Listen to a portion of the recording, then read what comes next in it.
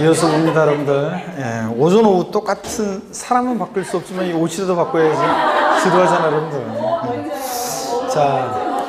63페이지 봅니다. 63페이지로 가서 우리 뒤에부터 한번 양도소득세부터 먼저 보도록 하겠습니다. 소득세부터요. 63페이지 보면 제7절에 부동산 관련 소득세 및 양도소득세 그래서요. 부동산 관련 사업소득의 비교를 한번 보겠습니다. 우리가 보면 우리 사업소득 중에서는요, 부동산 매매업과 건설업, 임대업이 우리 시험범위인데 그 중에서 매매업과 건설업은 그냥 의 정도만 여러분이 비교하시면 됩니다. 그래서 부동산 매매업 같은 것은 보면 소득세법 시행령에 규정된 의의 그래서 비주거용 건물 건설업이요. 건물을 자연 건설에 하여 판매하는 경우만 해당한다. 하여튼 비주거용 건물 건설업을 말하고 부동산 개발 및 공급업인데 주거용 건물 개발 및 공급업은 제외해요. 주거용 건물 개발 및 공급업은 이게 이제 건설업이기 때문에 제외하고 소득세법 통칙에서 규정하는 부동산 매매비에 의의는요. 부동산의 매매에 건물의 신축 판매 포함해서 또는 중개를 사업 목적으로 부동산을 매매하거나 사업상의 목적으로 부가가치세법상여 1과세기간 내 1회 이상 부동산 주가고 엔드 2회 이상 판매하면 부동산 매매비입니다. 그래서 1박 2일이죠. 1회 이상 주가고 엔드 2회 이상 판매하죠. 부가가치세법상 1과세기간 그러면 우리가 1월 1일부터 6월 30일까지를 1기 과세기간으로 하고 부가가치세 1기 과세기간은 1월 1일부터 참고적으로요. 6월 30일까지고 2기 과세기간은 7월 1일부터 12월 30일까지로 할 때 이 부가세법상 1과세기간 내에 1회 이상 취득하고 엔드 2회 이상 판매할 때 이게 매매비예요. 그러니까 두 번 팔기만 해도 매매업이 아니에요. 두 번 팔기만 하면 양도소득세 대상이고요. 그 다음에 두 번 사고 한 번 팔면 안 돼요. 1과세기간 내에 1회 이상 취득하고 엔드 2회 이상 판매 1박 2일이 해야 돼요. 1회 이상 취득하고 2회 이상 판매할 때 매매업이고요. 그 다음에 3번 보면 부동산 매매업은 주택 이외 건물을 신축 판매하거나 기존의 주택을 매입 판매하거나 이런 거고요.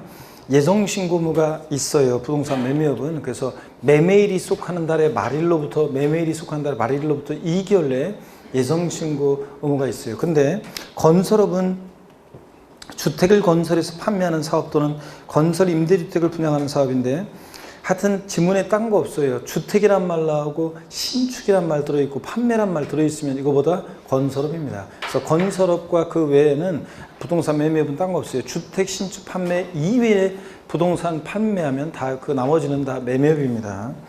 그 다음에 건설업은 3번 주거용 건물 개발 및 공급을 포함하고 비주거용 건물 개발 및 공급업은 제외하고요. 예정신고가 없어요. 그래서 부동산 매매업은 매매일이 속한 달로부터 2개월의 예정신고가 있는데 건설업은 도급계약 형태로 이루어지기 때문에 집지다 말고 할 수 없겠죠. 그래서 건설업은 예정신고가 없다는 거 이런 차이점이 있고요.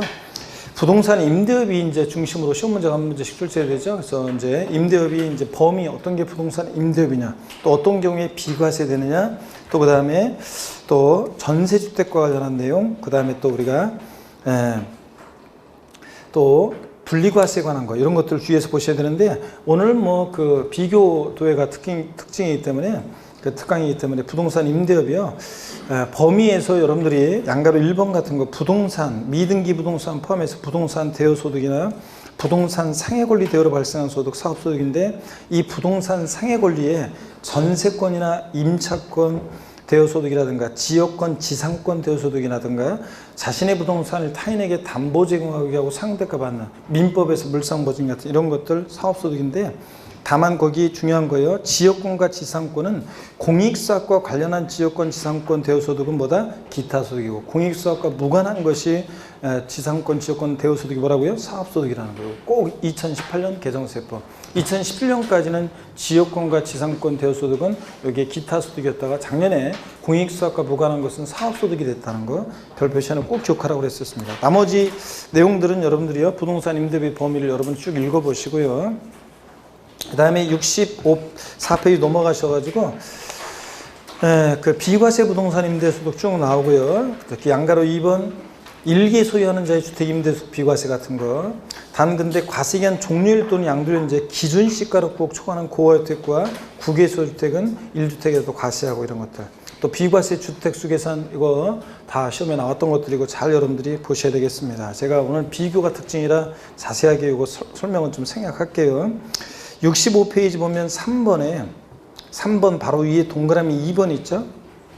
해당 과세기간에 법령이 정하는 총 수익금액 계획이 2천만 원 이하의 인자의 주택임대수익인데 다만 2018년 작년 12월 31일까지 끝나는 과세기간까지 발생한 소득은 비과세하고 근데 2019년 올해 발생한 주택임대소득이 2천만 원 이하더라도 이제 2019년도부터는 어떻게 한다? 분리과세한다는 거 꼭 알아두시고 3번이요. 우리 전세주택이요. 소위 보증만 받고 임대했다 그러면 전세주택은 몇 주택부터 과세? 3주택부터요. 그래서 동그라미 1번 주택을 임대하면서 받은 보증금의 간주임대를 원초로 과세 안 해요. 그죠? 전세 보증만 받고 여러분들이 집 하나 살고 하나는 전세 줬다? 보증 받는다? 전세주택 과세 안 해요. 근데 다만 몇 주택이요? 3주택 이상을 소유하고 주택 부소지 임대하고 받은 보증합계액이 얼마? 3억 원을 초과할 때 딱 3억까지는 과세 안 해요. 3주택 이상이면서 엔드 보증합계액이 얼마? 3억 원을 초과할 때 과세입니다. 간주임대로 계산한 금액을 상업소득 총수익에 산입하고요. 이 경우 소형주택 1호 또는 1세대당 주거용 사용면적이 60제곱미터였다 올해 바뀌었죠? 40제곱미터 이하이면서 엔드 기준가 2억 원 이하의 소형주택은 이 3주택 계산할 때 제외하고요. 넘어갑니다. 어디로 가시냐면 66페이지 보시면 또 우리가 범위도 그렇고 중요하고 그 다음에 주택 임대소득에 대한 세액계산 특례 있잖아요. 요거 이제 올해 또 2019년 개정세법이라 별표시 하시고요. 여러분들 주의합니다. 요거.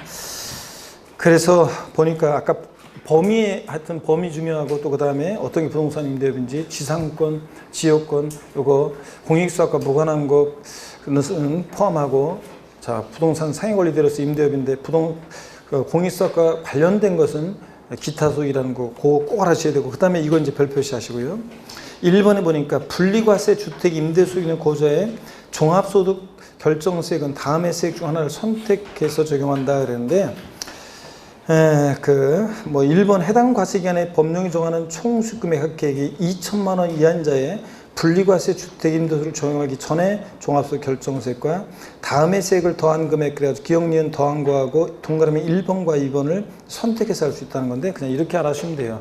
올해요 2천만 원 이하의 주택임대소득은요 종합과세 방식과 분리과세를 선택해서 이제 계산할 수 있는데 종합과세라는 것은 원래 뭐 상업소득, 그 다음에 근로소득 이런 거 이자 배당소득 전부 다 합산하는 게 종합과세 방식이잖아요. 그래서 2천만 원 이하의 주택임대소득을 다른 소득 합산해서 종합과세하는 방식이 있고 또 14% 세율로 따로 분리과세하는 방식을 이제 선택할 수 있다는 건데 거기 다음에 금액을 세액을 더한 그 금액 그래가지고 거기 꼭 기억할 것은요 14% 세율 적용한다는 건데 그리고 2번 내용 길게 나와 있는 요 내용이요. 길게 나와 있는 이런 내용들을 한마디로 종합하면요. 1번과 2번을 종합하면 거기 박스에 그 표에 나와 있는 요 내용이 1번과 2번 길게 나와 있는 내용을 압축해 놓은 거예요. 그래서 우리가 결론만 아시면 되는데 2천만 원 이하의 주택임대소득 분리과세할 때 주택임대소득 세액 산출은 산출세액 어떻게 구하느냐. 수익금액, 임대소득에 대한 수익금액에서 만약에 월 임대료가 100만 원이고 임대기간이 1년이면 1200만 원이 수익금액이잖아요. 이런 식으로 수익금액에서 1- 필요경비율은 신경 쓸 거 없고 그냥 필요경비를 곱한다고 생각하면 되는데 그 필요경비율이 주택임대사업자로 등록한 자는 미등록자는 몇 프로 경비를 인정해요? 50%만. 그 다음에 여기서 공제되는 금액이 있는데 공제되는 금액 400만 원, 임대사업자로 등록한 자는 400만 원, 미등록자는 200만 원을 공제하고요. 그 다음에 세율은 몇 프로를 적용한다? 14%를 세율을 적용해요. 그래서 만약에 임대소득에 대한 수익금액이 1200만 원이다. 1200만 원이에요. 월 임대료가 100만 원, 그 다음에 임대기간이 1년이다 그러면 수익금액 1200만 원, 임대소득에 대한 2천만 원 이하니까 분리과세 할 수 있는데 분리과세 시 산출세가 어떻게 구하느냐? 1200만 원이죠. 여기서 이제 경비율을 곱하는데 경비율이 만약에 주택임대사업자로 미등록한 자다 그러면 몇 프로 곱해요? 50%. 자, 그 다음에 여기서 이제 공제된 금액이 있는데 주택임대사업자로 미등록한 자는 얼마를 공제해요? 200만 원 공제합니다. 그리고서 여기다가 이제 몇 프로 세율을 정해요? 14% 세율을 정해요. 그러면 14% 세율을 그러면 1200만 원에 50%니까 절반이니까 얼마입니까? 600만 원. 600에서 200 빼니까 얼마예요? 400만 원. 그래서 이 400만 원에다가 14% 세율을 적용해요. 그러면 요 사례에서 분리과세 시 산출세액은 얼마냐? 임대소득에 대한 2천만 원 이하 주택 임대소득에 대한 산출세액은 얼마냐? 400만 원에 14%니까 얼마입니까? 56만 원 되는 거죠. 56만 원. 그래서 이런 식으로 해서 주택 임대소득에 대한 분리과세 시 산출세액을 구합니다, 여러분. 그래서 임대소득, 월임대료가 100만 원씩인데 임대기간이 1년이면 수익금액 1200만 원에다가 주택 임대사업자로 등록한 자는 60% 곱하고 미등록자는 50% 곱하고 자, 근데 미등록자다 주택임대사업자로 그러면 공제되는 금액은 얼마만? 200만 원만. 등록자는 얼마 공제하고? 400만 원이고. 그래서 세율은 몇 프로 세율? 분리과세 시 세율은 14%라는 거. 분리과세 시 주택임대소득에 대한 소득세 세율은 14%. 이렇게 해가지고 자, 산출세액 얼마? 56만 원 이렇게 구하는 거예요. 이런 거. 이런 거 사례. 계산 사례를 통해서 이렇게 나올 수도 있지만 계산 사례를 통해서 이렇게 한다는 걸 알아두시고요. 계산 사례를. 그 다음에 공제율, 필요경비율과 공제되는 금액 정확히 외워두시고 그 다음에 세율은 분리과세 세율이 몇 프로다? 14% 소득세 세율 정도된다. 아시겠습니까 여러분?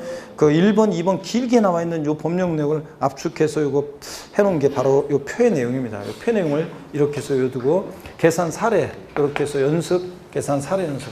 월임대료가 100만 원일 때, 임대기간 1년일 때 이렇게 분리과세 시 산출세 구하는 거 이렇게 할 수 있어야 되겠습니다. 여러분은 이렇게 알아야 됩니다. 아시겠습니까, 여러분? 네. 자, 그러면 됐고 별표시 하셨죠? 됐고. 그 다음에 양도와 대외 비교 우리 기본수에도 있고 요약집에도 있어요, 여러분.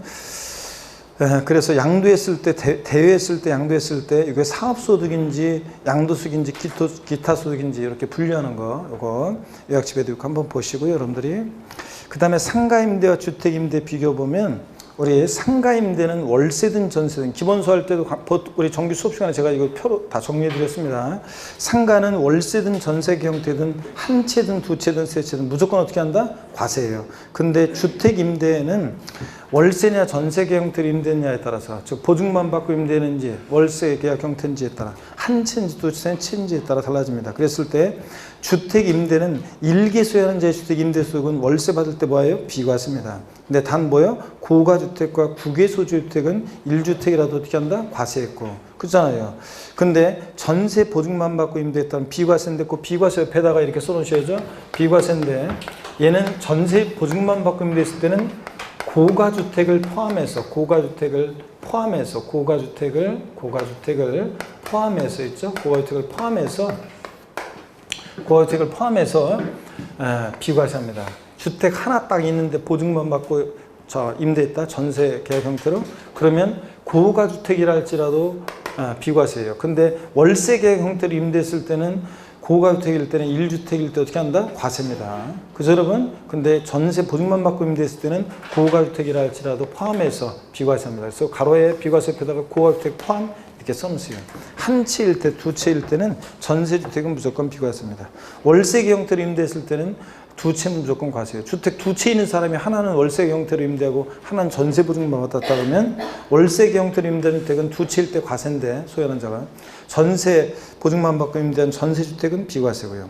하여튼 월세 형태로 임대한 것은 무조건 과세입니다. 세 채면. 근데 주택 임대 소득이요. 총수금액이 2천만 원 이하인 자의 비과세라고 돼 있네. 아이고, 네, 요거는 못 봤네. 자, 요거 그 비과세가 아니라 뭐라고 고쳐줘야 돼요? 분리과세로 고칩니다. 이게 왜 이렇게 돼 있지? 네, 분리과세로. 거기 월세 주택 있잖아요. 단 두 채, 세 채일 때 과세인데 해당 과세 기간의 총수금액이 합계액 2천만 원 이하인 자는 비과세라고 돼 있는데 작년까지 소득이 그렇고 이제 비과세가 아니라 뭐다? 분리과세합니다. 그래서 분리과세라고. 비과세라고 되어 있는 것을 뭐로 고쳐요? 지우고 분리과세 한다는 거. 분리과세. 이렇게 고쳐놔야 되는데. 자, 요거 2019년에 발생한 소득으로 해가지고 비과세입니다. 2018년까지 소득은 비과세지만. 자, 그래서 분리과세로 고쳐놓습니다. 2019년까지 소득으로 해가지고요. 자, 이걸 이제 봤네. 자, 이렇게 고쳐놓고 여러분요. 그 다음에 하여튼 전세 보증만 받고 임대했다. 전세주택은 몇 주택이요? 3주택 이상이면서 엔드 보증만 계획이 얼마? 3억을 초과할 때 과세고요. 여러분들. 이렇게 해놓습니다. 자, 그 다음에 넘어갑니다, 여러분. 양도소득세 양도의 유형은 별표에 3개 하셔야죠, 여러분들. 양도의 유형도 별표에 3개 합니다. 그래서 양도소득세 올해 대상과 함께 양도에 해당하는 거 해당하지 않는 것은 양도의 유형은 해당하는 거 해당하지 않는 것은 시험에 나올 가능성이 높다고 그랬죠, 여러분들. 그래서 잘 보셔야 되는데 양도에 해당하는 거 해당하지 않는 거예요. 제가 요것은 뭐 여러분들 해당하는 거 해당하지 않는 것은 지금 하나하나 설명드리면 이거는 뭐 정규 수업 시간처럼 시간이 많이 가기 때문에 정규 수업 시간에 다 설명드렸고 이렇게 정리가 딱 돼 있으니까 여러분 이거 양도에 해당하는 거 해당하지 않는 것은 쭉 읽으면서 여러분이 줄줄이 깨고 계셔야 되겠습니다, 여러분. 특별히 양도에 해당하지 않는 것 중에서 무상이전 양도에 해당하지 않고 양도 담보 목적으로 전 양도에 해당하지 않고 공유물의 지분의 변경 단순불안 양도에 해당하지 않고 또 환지 처분으로 지번 변경되거나 보류주로 충당되는 경우 양도에 해당하지 않고요. 지적경 개선 변경을 위한 토지교환 양도에 해당하지 않는데 단 분할된 토지 전체 면적이 분할 전 전체 토지 면적이 몇 프로? 20% 초과하지 않아야 한다는 거 초과하면 양도로 보고요.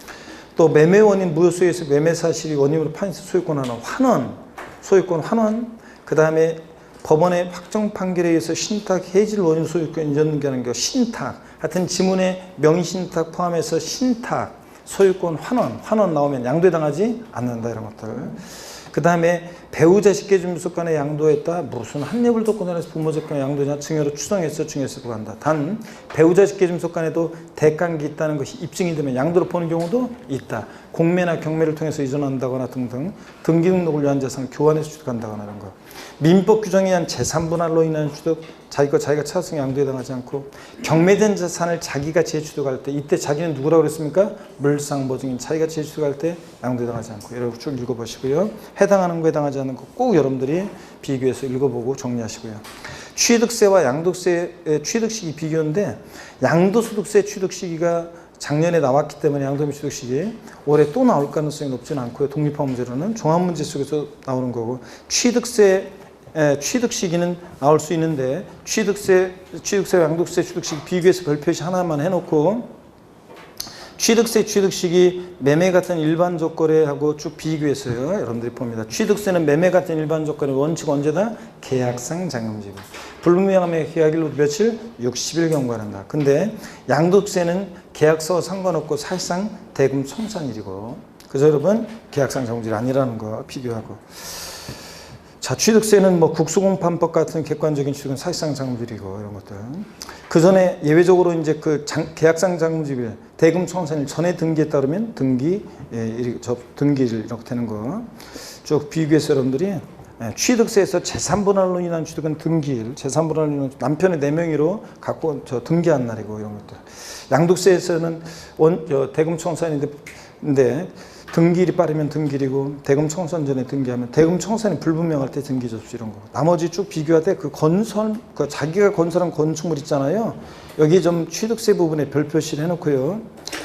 보시면은 우리가 취득세에서 건물을 건축 또는 개수해서 취득했다 그러면 사용승인서 내주는 날인데 가로 안에 올해 도시개발법이나 도시개발법 규정에 따른 경우에는 준공검사 증명서 내주는 날, 도시 및 주관경 정비법에 의해서 준공인가증을 받는 경우는 준공인가증 내주는 날, 및 그 밖에 건축관계 법령에 따른 사용승인서에 준하는 서를 포함해서 하여튼 원칙적으로 건물 건축하는 개수에 취득하면 사용승인서 내주는 날인데 가로 안의 내용이 왜 들어온 거냐면 작년까지는 도시개발사업이나 정비사업으로 건축한 주택의 경우 취득 시기가 작년까지도 아니고 올해 4월 말에 개정되기 전까지는 어떻게 했냐. 도시개발사업이나 정비사업으로 건축한 주택의 경우에 소유권 이전 방식할 때는 소유권 이전 고실의 다음날, 환지 방식할 때는 환지청 공고의 다음날이었는데 이렇게 하다 보니까 너무 문제점이 생겨가지고 요거 준공일로 바뀌었다는 거. 그래서 준공인가증 내주는 날, 또 준공검사 증명서 내주는 날로 바뀐 거. 도시개발사업이나 정비사업으로 건축한 주택의 경우 취득시기가 이제 소유권 이전 고실, 환청공고의 다음날 이러면 틀리다는 거. 자, 그래서 요거 일반적인 건축물처럼 준공일로 바뀌었다는 거. 요걸 좀 기억하라고 그랬습니다. 그래서 준공검사 증명서 내주는 날, 사용승인서, 준공인가증 내주는 날로 이렇게 바뀐 거. 그 다음에 가로 안에 사용승인서 내주기 전에 임시상승인 받으면 그날 사용승인서나 임시상승인서 받을 수 없는 건축물은 사실상 상용이 가능한 날을 말하는데, 하여튼 이런 날과 하여튼 사실상 상용일이 빠르면 그날이니까 비교해서 중 빠른 날. 하여튼 취득세는 사용승인서 내주는 날과 사실상 상용일 중 빠른 날인데, 양도소득세에서 건물 건축했을 때는 사용승인서 교부이고 그 전에 임시 사용승인 받거나 사실상 사용을 하면 그날이고요. 무허가 건축물은 작년 양도세에서 문제가 나왔지만 정답적으로 양도세에서는 취득세든 무허가 건축물은 지가 건물 지어놓고 뭐한 날? 사실상 사용한 날이고요. 무허가 건축물은. 자, 그래서 요거 작년에는 뭐 무허가 건축물 양도세에서 뭐 취득 시기는 뭐 추후 사용 승인을 받은 날 뭐 이런 식으로 바꿨는데 아니고 하여튼 사실상 사용일입니다. 무허가 건축물은 취득세나 양도세나 건물 지어놓고 사실상 사용한다.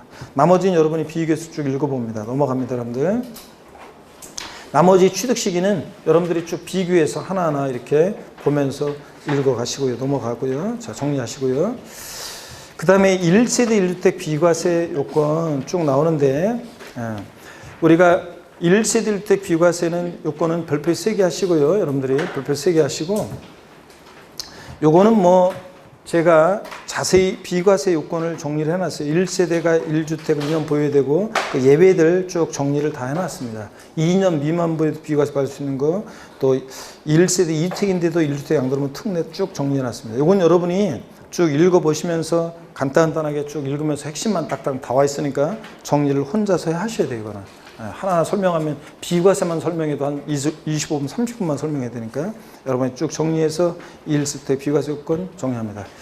별표 3개고 올해 또 나올 수도 있고요. 그 다음에 72페이지로 가면 양도세 1세대 2주택 특례는 또 정리를 다시 또 다른 모습으로 정리를 해놨어요. 여러분 쭉 보는데 1번 같은 경우가 특히 좀 주의하라고 그랬죠. 거주 이전을 목적으로 일시적 1세대 주택이요. 종전주택 팔고 신주택 이사 가려고 신주택 취득했어요. 신주택 취득일부터 종전주택 몇 년 내에 팔아야 돼? 3년 내 양도요. 근데 동그라미 1번이 올해 2019년 개정세법이죠.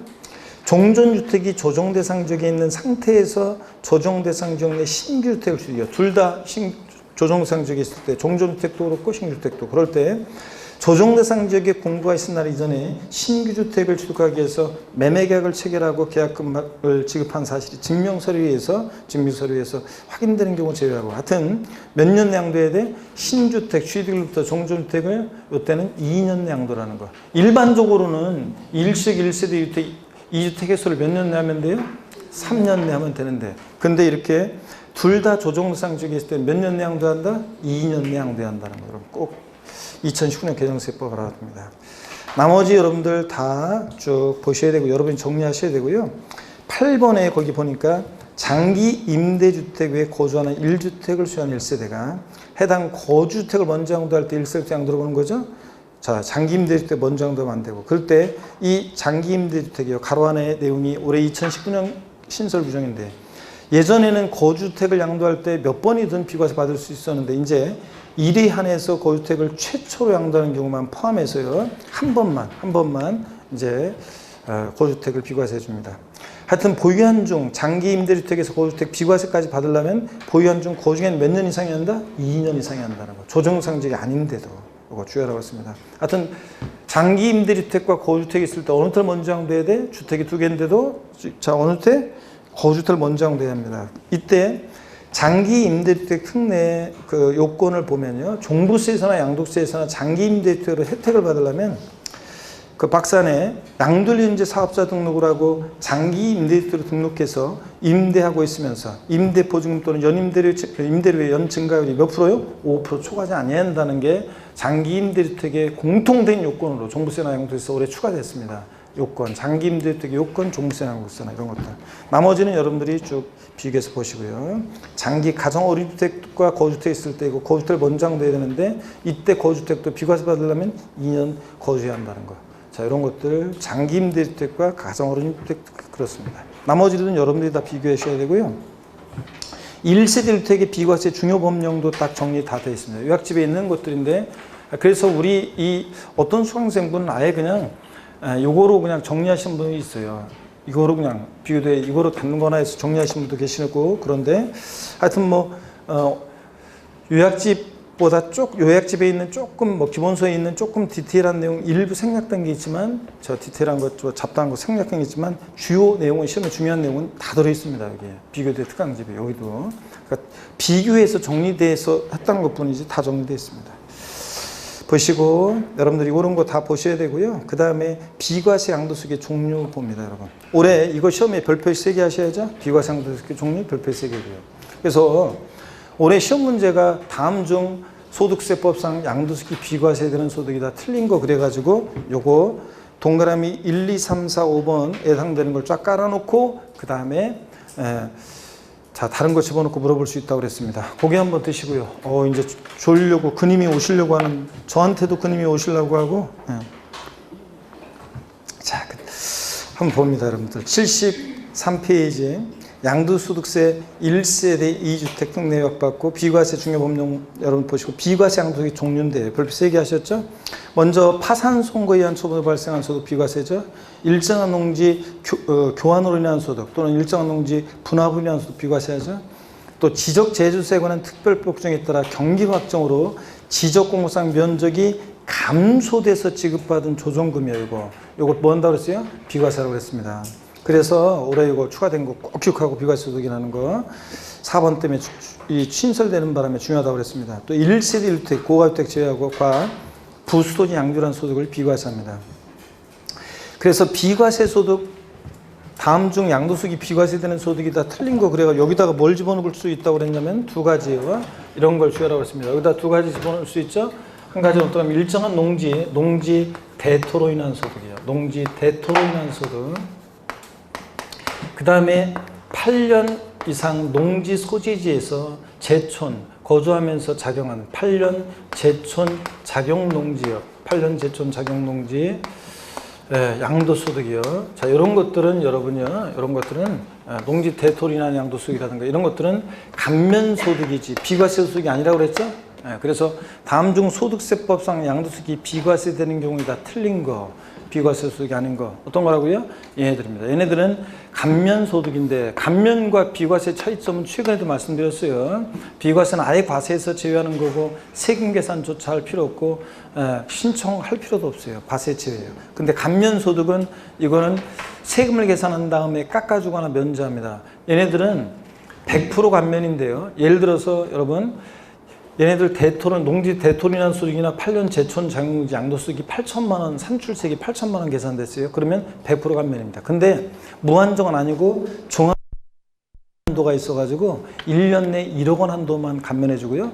감면 한도가 있어가지고 그 다음에 5년 내 2억 원 한도 내에서만 감면해줘요. 그래서 만약에 제가 양도세를 농지 대토리난 소득 양도세 산출세액 계산했더니 1억 2천만 원 계산됐어요. 그러면 1억 원까지는 비과세 감면 100% 면제해 주는데 1억을 넘는 2천만 원 부분은 어떻게 한다? 과세가 돼요. 이런 거예요. 자, 그래서 감면과 비과세 소득은 구별됩니다. 이런 거 슬쩍 집어넣고 비과세 소득 아닌 거 고르라고 할 때 얘네들 골라야 돼요, 여러분들. 자, 꼭 요거 알아두라고 그랬습니다, 올해. 그 다음에 1세대주택 비과세는 1세대가 양도현재 국내 1주택을 보유하고 2년 이상 보유했어야 되고 예외 다 있었죠, 아까 위에서. 미등기 아니어야 되고 1세대주택 비과세는 비과세되는 부수토지 범위야. 주택과 함께 양도되는 일정 면적까지 주택 부수토지 양도소득을 비과세하는데 비과세되는 주택 부수토지 범위는 주택 정착 면적의 도시요금 몇 배? 5배. 도시가금 몇 배요? 10배까지 비과세고요. 넘어갑니다. 또 74페이지 일정한 농지 교환분합이나 비과세도 나오고 있습니다. 교환분합의 요건 우리 정규 수업 시간에도 공부했습니다. 최근에 교환분합하는 쌍방 토지가액의 차액이 가액이 큰 편에 얼마? 4분의 1 이하야 한다는 거. 적은 편에 큰 편에 4분의 1이야. 차액이에요. 어떤 의미인지도 정규 수업 시간에 말씀드렸고 교환분합 소득 비과세에서 몇 년 나왔다? 무조건 몇 년이다? 3년 이런 거예요. 다 말씀드렸고 1세대주택 비과세 판단 시 보유기간이라든가 이런 것들 여러분이 정규 요약집에 다 나오는 거고 쭉 읽어보시고요. 정규 수업 시간에 다 설명드렸고요. 조합원 입주권에 대한 것은 또 정규 수업 시간에 다 말씀드렸어요. 중요성은 좀 떨어지지만 다 말씀을 드렸고요. 여러분이 보시고요. 네, 넘어갑니다. 여러분 어디로 가시냐면 양도세 계산 구조입니다. 양도세 계산 구조요, 여러분들이 계산 과정. 우리 머리 글자를 따서 어떻게 외웠다? 가필, 차, 장, 소, 기, 과입니다, 여러분. 요거 계산 구조 관련한 거 양도가액이나 취득가액이나 실거래가를 중에서 계산하는 게 원칙인데 양도가액이 불분명하면 어떻게 양도가액은 추계 결정한다? 매, 감, 기여. 매매사락의 감정가, 기준가 순서 바뀌면 틀리고요. 취득가액도 원래 실지 취득한 가액을 정해야 되는데 실거래가로. 근데 실지 취득한 가액이 계약서나 증빙서류 등에서 확인이 안 된다? 그러면 취득가액을 추계해서 정하는데 어떻게 추계 결정 경정한다? 매, 감, 환, 기 순서요. 이거 순서 바뀌면 틀리고 환상가액은 취득가액을 추계할 때만 정하는 것이지 양도가액을 추계할 때 정하는 것이 아니라는 거. 건물 신축하고 나서 5년 내 양도하게 되면 페널티를 줍니다.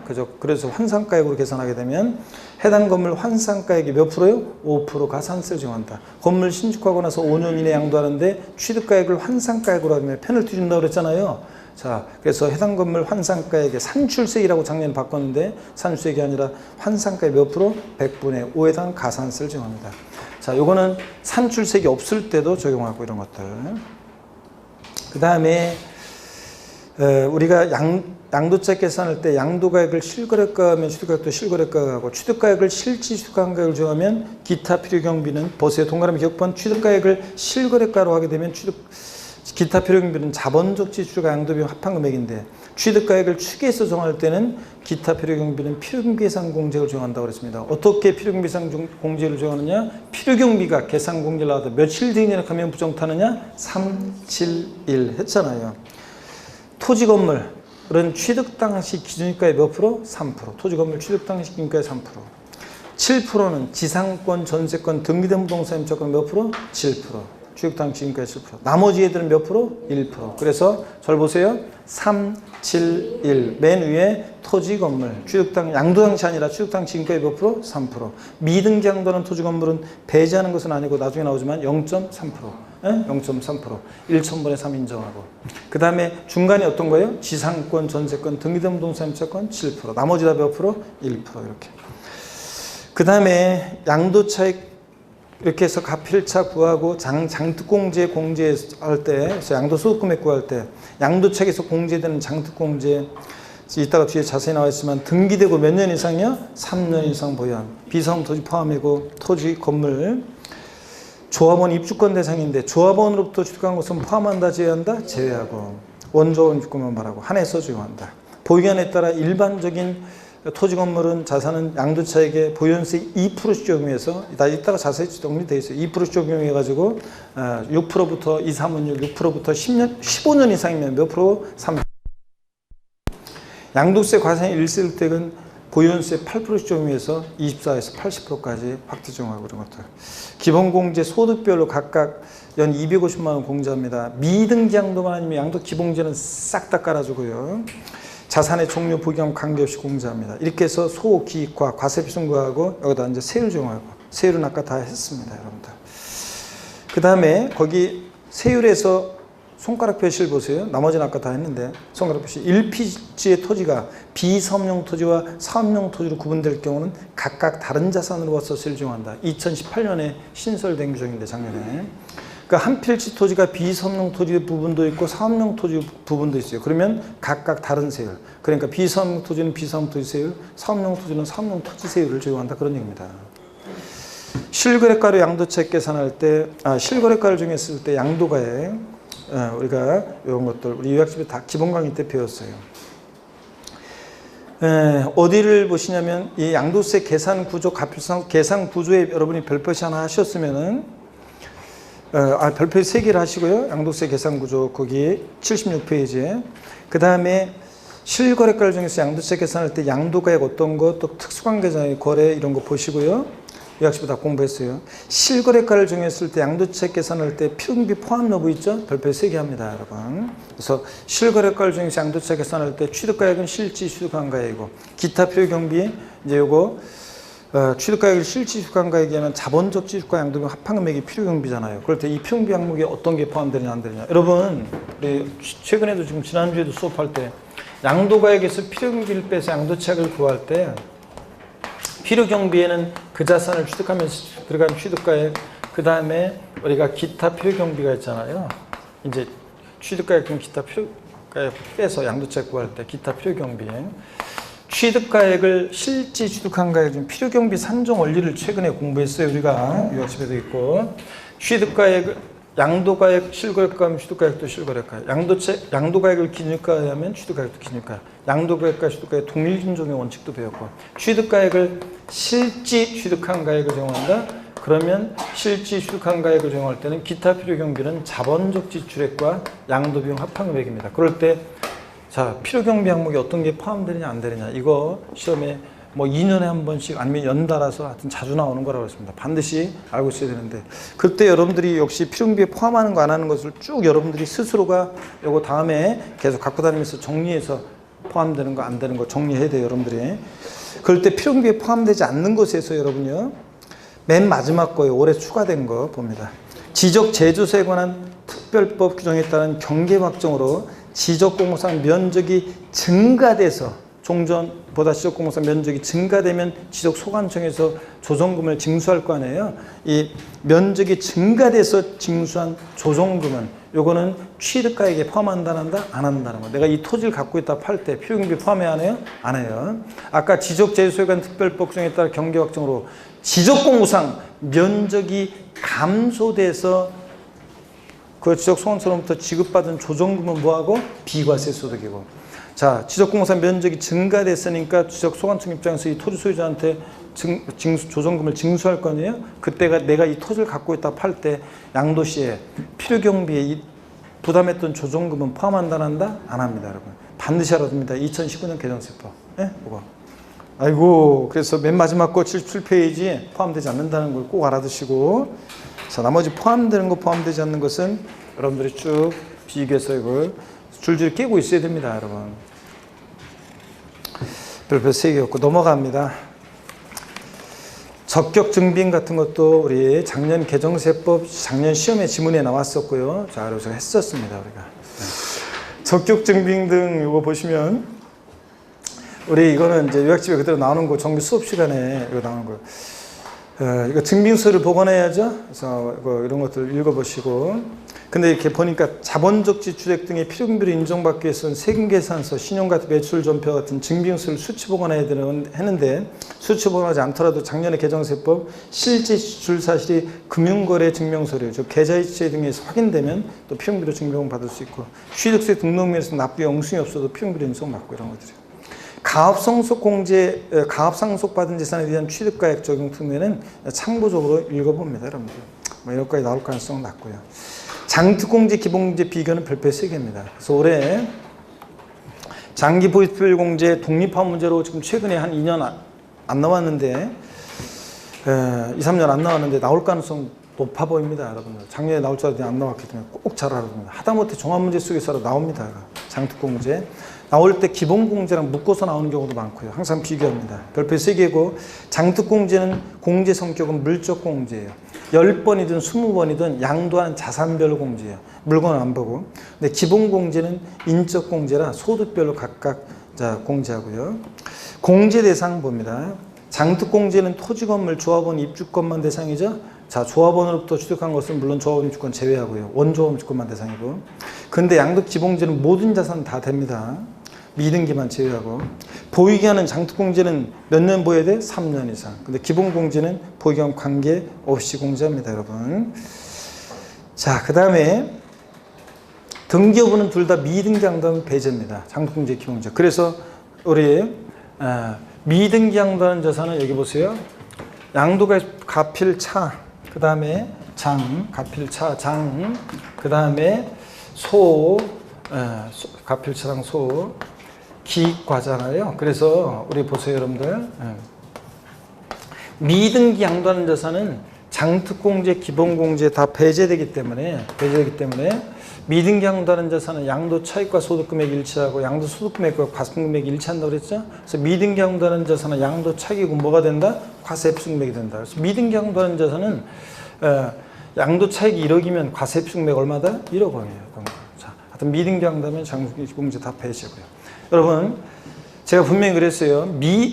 양도세 기본공제는 뭐만 아니면 미등기 양도만 아니면 뭐다? 싹 다 깔아준다고 그랬습니다. 하여튼 기본공제는 등기 됐는데 하여튼 안 된다고 하면 무조건 틀리다고 그랬습니다. 자, 보시고 그 다음에 또 계속 봅니다. 공제 적용이요. 장특공제는 보유한에 따라 차등 적용하는데 일반적인 경우에 공제율은요. 양도 차익에다가 보유연수의 몇 프로씩이요? 2%씩. 그래가지고 3년 이상 산업 미만이면 2, 3은 6. 15년 이상 보였을 때 올해 15년 구간이 신설이 돼가지고 15년 이상이면 몇 프로? 30%까지 공제합니다. 보유연수 2%씩. 그래서 12년 보유했다. 일반적인 토지 건물인데 그러면 공제율 양도 차익이 몇 프로입니까? 24%입니다. 이런 식으로요. 근데 동그라미 2번 양도소득세가 과세되는 1세주택의 경우 고가주택 같은 애들은 1세주택이어도 과세가 되잖아요. 3년 보유했어도. 그럴 때 고가주택 같은 양도세 과세인 1세주택은 공제율 보유연수 몇 프로씩? 8%씩. 그래서 3년 이상 산업 미만이면 83, 24. 10년 이상이면 이제 몇 프로? 80%까지 확대 적용합니다. 24에서 80%까지. 보유연수 8%씩. 일반적인 토지 건물은 보유연수 몇 프로씩? 2%씩. 올해 이거 꼭 알아둡니다. 동그라미 1번은 보유연수 2%씩 공제를 적용하는 거는 올해 법은 재작년에 바뀌었는데 시행이 올해부터 시행됐기 때문에 반드시 여러분들이 알아두셔야 되고요. 올해부터 새롭게 시행된 거라. 그 다음에 기본공제는 그냥 차등 없이 보유경 관계없이 소득별로 1년에 연 250만 원 공제합니다.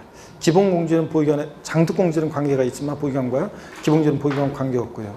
자, 내려옵니다. 동일연도에 여러 번 양도했을 때 장특공제는 요건에 해당하면 10번이든 20번이든 양도 자산별로 각각 공제합니다.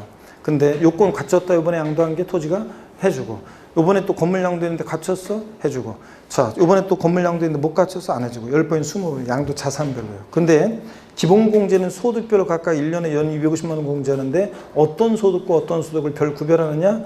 토지, 건물, 부동산에 관한 걸 기타라산 얘네들 전부 합친 양도소득금에서 1년에 250, 주식 양도소득 금액에서 1년에 150, 파생상품에서 얼마? 1년에 250만 원씩 각각 공제합니다. 그 다음에 국내 자산만 양도했는데 부동산 등도 팔고 주식도 팔고 파생상품도 팔면 최대 얼마까지요? 750만 원 받고요. 또 국내 소득 금액과 국외소득 구별해서도 국외소득에서 기본제 받을 수 있죠? 각각. 근데 국외 파생상품은 국내 소득과 국외소득을 합산해서 1년에 얼마? 250만 원. 파생상품은 하여튼 국내와 국외를 합합니다. 1세대 2주택상 다주택자의 경우 자, 장특공제 1세대 2주택이든 100주택이든 받을 수 있어요. 단 주의할 거 조정대상 지역 내 2주택 이상 다주택은 공제받을 수 없다는 거. 조정대상 지역이 아니면 2주택이든 100주택이든 장특공제 받을 수 있어요. 등기되고 3년 이상 보유하면. 근데 조정대상 지역 내 다주택이 어떻게 된다? 배제되고 안 해주고. 그 다음에 기본공제는 조정대상 지역이든 뭐든 다주택이든 다 받을 수 있어요. 비섬용 토지 주의하셔야 돼요. 장특공제 배제한다 그러면 틀려요. 옛날에 배제된 적이 있었지만 지금 비섬 토지도 장특공제 다 받을 수 있어요. 기본공제는 당연히 되고요. 등기되고 등기되면. 그 다음에 공동소유재산을 양도했을 때 장특공제는 물건별로 공제해주는데 기본공제는 인적공제라 공동소유자 각각 기본공제를 해줘요. 부부 단독명의로 했을 때보다 공동명의로 했으면 각각 기본공제 250만 원 더 받으니까 기본공제 250만 원 더 받고요. 공동소유자 각각. 그 다음에 비고자 양도했을 때 장특공제 비고자가 국내 주소나 183일 이상 거소 없는 비고자가 우리나라 국내에 있는 자산을 양도했을 때 장특공제 배제한다면 틀려요. 비고자도 공제받을 수 있어요. 단 1세대 1주택에 대한 이 장특공제 확대 적용 24에서 80% 이걸 안 해주는 것 뿐이지 일반적인 장특공제는 받을 수 있다. 기본공제는 비고자 양도하더라도 당연히 됩니다. 국외재산 양도했을 때 장특공제 안 해줍니다. 우리나라가 다른 나라에 국가경제까지 신었어요. 장기보 유도 안 해주니까. 근데 기본공제는 국외산도 깔아줍니다. 그러니까 양도소 기본공제는 미등기 양도만 하면 싹 다 깔아주는 거예요. 안 된다 그러면 틀리고. 장특공제는 국내에 소지하는 국외 배제니까 국내에 소지하는 등기되고 몇 년 이상 보유한? 3년 이상 보유한 토지 건물 및 조합원 입주권 대상이고 조정대상 지역 내 2주택이나 3주택, 다주택자는 공제받을 수 있다 없다? 없고 비섬용 토지 장특공제 받을 수 있다 없다? 있다. 비섬용 토지는 이런 것들을 정리합니다. 별별 3개고요. 그 다음에 배우자 및 직계존 미속간 증여사에 대한 이율과세 특례입니다. 이율과세 특례하고 이 부당행위 예산부인 특례를 비교해 드립니다. 여러분 요거를 이제 또 다른 곳에서도 특강하는데 특강 전에 어떤 수강생분이 와가지고 교수님 요번에 비교되기 특강할 때 저는 부당행위 계산부인 특례하고 저 이율과세 특례하고 헷갈려요. 그거 좀 자세히 좀 오늘 설명해 주면 안 될까요? 원래 설명하려고 했는데 뭐 설명해달라고 하니까 당연히 알았다고 설명을 해주는데 그거 끝나고 났더니 끝나고 나서 이제 특강 끝나고 나서 그러더라고요. 이제 드디어 이제 알았어요, 제가. 자, 그렇게 얘기하고 한수강 선생이 서울 노원에서 있었는데, 자, 오늘 여러분들도 이월세 특례, 부당이산부인 특례, 특히 징역 우회항도 비교해서 정리해야 됩니다. 싹 다 이거 잘 여러분들이 봅니다. 자, 어떤 얘기인지 한번 여기를 지우고, 배우자 직계준비속한 이월세 특례하고 부당이산부인 특례를 어려워하시는데 요거를 쭉 한번 정리해 드리겠습니다. 보십니다, 여러분. 다 지우고요. 어떤 얘기인지 한번 봅니다. 시간이 좀 저기 하구나. 그럼 첫 시간은 좀 잠 좀 깨고 뭐 저기 하실 겸 첫 시간에 졸리니까 잠깐 쉬었다가요. 여기부터 또 본격적으로 보겠습니다. 쉬겠습니다.